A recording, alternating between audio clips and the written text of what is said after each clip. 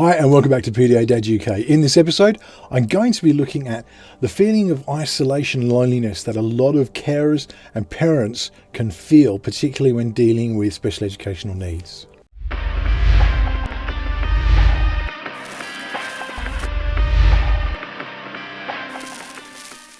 So as I say, welcome back. Please do, before we go on any further, do the usual hit like, hit subscribe and ring the bell. You'll always know when we've got new content coming up. Makes a big difference to me personally because it just means that YouTube algorithms pick up on the interaction and go and do stuff. So please make sure you take the time to do that. It makes just a huge difference to me. And chuck a comment on and a thumbs up and say that you've done so. Also, we have as you probably know, the merchandise available now. Now this is all profits go directly to the PDA Society. The work that they do is amazing. They are a big support to us, and this is a way that I can be giving back to them in a small way. Please go check it out. T-shirts, mugs, iPhone covers, phone covers, iPad covers, you name it, it's on there. Notebooks, whatever. Go check it out. There's a lot of really good stuff on there, and as I say, it's going to a fantastic cause. So, as I say in this episode, I want to look at the feeling of isolation and loneliness that a lot of people who are carers and parents to people with special educational needs and disabilities. Now, I want to preface this by saying, first of all, that this is no way a blame game on anybody. My daughter presents with challenging behaviours. That's not her fault. That is part of her being. But the reason this came up is I was in a discussion as part of my role in Devon Carers as a volunteer for them. And it came up in the conversation that so many people feel isolated. Now, I run a group on Facebook, as you probably know. Big group, it's UK focused on parents who are raising autistic kids and carers who are taking care of autistic kids and their extended family members as well. It's open to anyone like that. We hit 20,000 followers on that group, 20,000 members. And we did a video at the time that was about, we asked people to send in their messages of, how the groups help them and stuff like that. We put it together in like a video to check on Facebook. But what struck me was as we started getting the responses, I don't think there was one that didn't say at some point, I feel less alone. And this is a huge, huge thing. And it's something that I felt personally as a parent, as a carer. And I'm a carer to my wife as well. For those who don't know, she's bipolar affected and epileptic and has fibromyalgia. She requires extra care. And you've got my daughter who has those challenging behaviours. Now, that's part of pathological demand avoidance, as I say. But you do get these challenging behaviours that can be very difficult to deal with. The impact of that is obviously you're getting through the situation at the time. But something I noted was that my group of friends reduced, or the available friends, if you like. Now, I don't blame anyone for this. This is one of those things where you could get bitter and think, I needed you, where were you, woe is me, and that's not what I'm getting at. I think it's a natural thing when something is sort of hard to be dealing with. The natural response is to sort of back away, and I've been guilty of it myself in the past, when things just get sort of put in the too hard basket, I guess. And it's difficult when you've got somebody who you're taking up with you who is struggling with these issues. Sometimes it's easy just to go, it's too much to deal with. And it's not even a conscious thing, I think. I think people just naturally back away. But what I noticed was that, the times that we'd spend at friends' houses or that they come over and visit us, chances to go out, and it reduces from a necessity as well. I can't go out in the evenings like I used to because I've got responsibilities here that I can't get away from. It's not like I can just get a babysitter, because you need to get a babysitter that can understand your family dynamic and what's going on. And that presents a real issue in itself. It certainly did for us. We can't just find any old babysitter. You've got to find somebody who's specialised, and that costs more money. Paying a babysitter who's got those awarenesses and experience with special educational needs is difficult, and they're expensive. They're very, very expensive. So the ability for us just to go out, we get to go out once every couple of months when my mother-in-law visits usually, and she is okay with my daughter and she knows how to deal with it. And even then, we don't go far. We'll just pop into the next town, so we're no more than 10 minutes away if something happens, and we can get home really quickly. It impacts our social lives dramatically. But there is this community that you start to get involved with. And it takes a bit of time. Sometimes you get thrust into, but I've said it before, to me it's like Hogwarts. So, I think everyone's aware of Harry Potter and all that kind of stuff. But what I loved about that story is that there's this society that exists, Hogwarts and the Magic Society. They're underground, they're unknown, until suddenly Harry's thrust into it. And so this amazing magical world is exposed and he becomes a part of it. And I found that with the SEND community and the disability community in general. I went from being very alone, feeling very alone, and that, of course, that affected my own mental health. I really took a dive a number of times because I didn't have anybody that understood. Nobody understands from the inside. Nobody understands unless they've been there themselves. And, people can try and understand if they're not, not experiencing this stuff themselves. They can try to empathize and get an idea, but until you've lived it, you really can't. And it is so challenging to get past that. And so you find yourself stuck in this cycle of who do I go to, and friends that were once available may not be available now, and or you're just it's too much to take on. They've got their own problems and they can't be dealing with it. And so you end up in this situation where you are just facing stuff alone until you discover this incredible community. Now, there's so many ways to access it. If you hit on Twitter, you just hashtag send Twitter community. There's so many groups on Facebook, not just mine. There are a lot of groups out there focused on this kind of stuff. The difference with ours is specifically UK. And that was why we set it up that way. We wanted something that was more localized in that way. But we discover all these people, and people don't realize how many people are affected by SEND. They don't realize how many kids there are who have neurodivergencies, who have differences that go against the norm, inverted commas, the norm. And so they're all in the same boat, and you find these people you find each other through these ways of contacting. There are groups out there like Scope who organise local meetups for parents or carers who are in the situation where they have SEND kids. We met some friends through one of those groups. My wife joined in the early days of realising my daughter was neurodivergent. And, that support was unreal. And the friendships we made there are friends for life now. And they're people who have gone through similar experiences and so understand from the inside what it's like, and it makes such a difference. I'll put links up to things like Scope. I'll put links up to my Facebook group so you can join. When you answer the questions on the joining, just chuck in there that you saw us on PDA Dad UK and you're wanting to join up for that. There are so many people who are out there and getting it. So often we get posts that say, I just wanted to share with some people who I know will understand. And having that outlet is so important. It's important for our mental health. It's important for who we are and how we cope with life in general. It makes a dramatic difference. The key is you're not alone. You feel alone. And even now, I've had this over the last week. We've had a challenging couple of weeks. Over the last month, we've had some deaths in the family, and there's been a lot going on. My daughter was tested positive for COVID, and she had to be home for a period of time. These things hit, and they all seem to come at once, don't they? It's very rare that you just get one thing, deal with it, and it's gone. They sort of snowball and compile, and you just get more and more and more, and you're drowning under it all suddenly, and it's so challenging.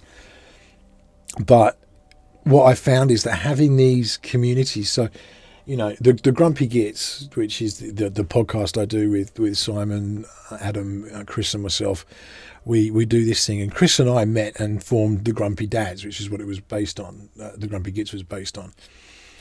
And he was just another dad out there who had an autistic son, and we connected over Twitter. And from that, we developed into something. And, he's one of my best friends now. We don't get to meet up. He lives quite a way away. We don't get to see each other in that way, but we contact each other over Zoom and stuff like that a lot, and we talk a lot about things. And he's a guy I know is there whenever, if ever I really needed something, if I was feeling a certain way, I could reach out to him and say, hey, I'm struggling, and it's just someone who I can talk to. And it's one of those things, and I think for talking from a man's perspective here as a dad, I think it's something even rarer because guys don't like to be that vulnerable most, and I'm being very generalist here, and I appreciate that. But I think it's the truth that guys will tend to be a lot more stoic and live a lot longer in denial of things before they'll deal with things. I think it's why men's mental health is such a challenging thing to address, because being that open and vulnerable isn't necessarily a natural state of being for us. Whether that goes back to caveman days or something, I don't know what the explanation or excuse could be, but I think it's just the reality that we don't like to be that vulnerable even with each other. And when you find someone that you can connect with in that way, it's a big thing, and you've got somebody who you can just bounce off with that and say, hey, really struggling. And generally, I mean, this is it, when you start talking to people, they're actually really open to listening. I've found a lot of the time, where you think, oh, they're just going to think I'm an idiot. It's the complete opposite. They're like, good on you for sharing, mate, and what can we do? How can we be there for you? Usually it's just appreciate knowing you're there, man, and it makes all the difference. Just knowing I had that moral support behind me, it makes a big difference to how I'm able to progress and carry on and move on with my life and get over things and get through things. You are important, and I think that's the thing that gets missed when we get into this world. We kind of get knocked back a lot. We go from it's a single bloke beforehand. Your life is about you, and you get responsibilities, and they're important, and that every family experiences that. So you have kids, they're now a primary responsibility. You get married, my wife is now a primary responsibility. I think that's as it should be. All these things sort of get put up, and you end up getting lower and lower down the rack. And it's just so important that we make sure we're taking that time to look after ourselves as well, because without us, everything else falls apart. And, I've spoken about it before. I liken it to the when you go on the planes and they give the talk about, what happens in an emergency, and they say when the airbags drop, put yours on first before you put it on any kids or people you're responsible for. Because if you are knocked unconscious, you're useless. There's nothing left, and they're left alone. And that's what they're avoiding in that situation. It's important that we play that same level of responsibility to the rest of our lives. We need to be able to say, I'm important, I matter, because without me in place, everything else falls apart. And it can feel selfish taking that time, but it's not. It's actually something that is making sure you're at your best, so that we can be at our best for those that we're caring for. It's a huge thing, and it's misunderstood so much. And I think even when we know it, it can be really hard to put it into play. I do it all the time. I know this, and yet I still find myself having at the end of a week, and there's just been so much on, and I'm just feeling so burnt out. I get it hugely before school holidays or after school holidays. Summer holidays in particular, both kids are home for so long, and we do have those extra needs. And it's one of those things that a traditional family can't necessarily understand in the same way, unless you've lived it, the intensity of having to keep monitoring. So even on a basic level, if you've got something in a very mild end of things, and you don't experience a lot of challenging behaviours, but they're there, or a lot of things, you're still more alert. You're aware of, is this too much at the moment? Is there too much noise? Are we overwhelming? Keeping an eye on, looking for triggers, looking for signs that a meltdown may be coming. You're alert at a much different level, and you're a lot more active as a result. And it's a stress that passes over into so many things. Even shopping is more stressful, because my daughter has a limited diet based on the fact that she has sensory processing disorder, and what she eats might taste great, but the textures can really affect. So, she has this very limited diet, and what she wants, the PDA side of things, what she wants in the morning when we go shopping could be very different when we get to dinner, and it's more stress and more pressure, and it just builds up and up and up, and we can end up being crushed by it. And that's when we reach crisis point. We need to avoid that. And part of that is understanding we are not alone in this. There is a community out there, and I think it's one of the most amazing communities in the world. And the reason for that is I have yet to meet a member of that community that isn't looking to give back in a better way. The whole pay it forward thing. So I don't know if you ever saw the film Pay It Forward, but there's the idea that you help 3 people, and those 3 people, rather than paying you back for that, it's to pay it forward, and they have to pay it forward to 3 people. And it's this sort of story of how this movement occurs, because for every 3 people, there's 9 more people that are being supported paying forward, who are then another 9 people from each of those people. And it expands and it expands and it expands until it's just got this huge knock-on effect. And it's a magic thing. And this community of, send parents and carers and people who are involved in the community, and this is the biggest thing for me, people themselves, autistic people, from my perspective, have been such a support to me. My friends who I can go and say, hey, I'm really struggling at the moment. I'm having this issue with my daughter. Getting that input, it's been amazing. And knowing that I have that support there is just huge. And there are so many ways to access it. Contact people like the National Autistic Society. I don't agree with everything they talk about. They are proponents for ABA at the moment, but there's a lot of good stuff that's on there as well, and it's worth filtering through for. The PDA Society are huge. They were a massive support to us.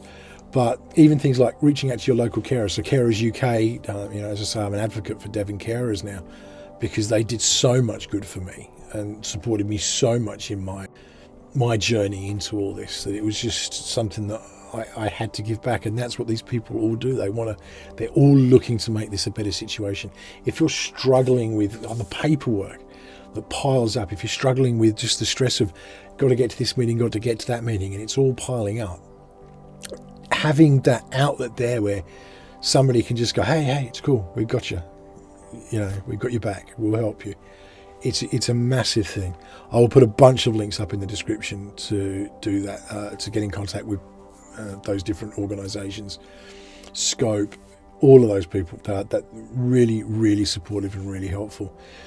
Get onto Facebook and Twitter, and do look, as I say, the link for my group will be in the description, but there's a load of groups out there. Find the one that fits you, because not everybody has the same needs and the same personality. So you'll find a group that fits you, join a few up and find out what you feel like. And we're very heavy on our group about making sure everyone tries to stay supportive. We don't put up with any kind of trolling or stuff like that. Some others do, and it's finding what works for you, what fits your personality and what fits your needs. So all I wanted to say was basically just a quick shout out to everybody that you're not alone. There is support out there.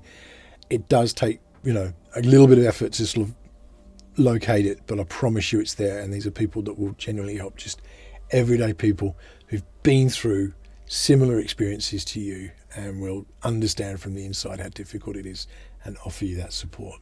Thanks for listening in.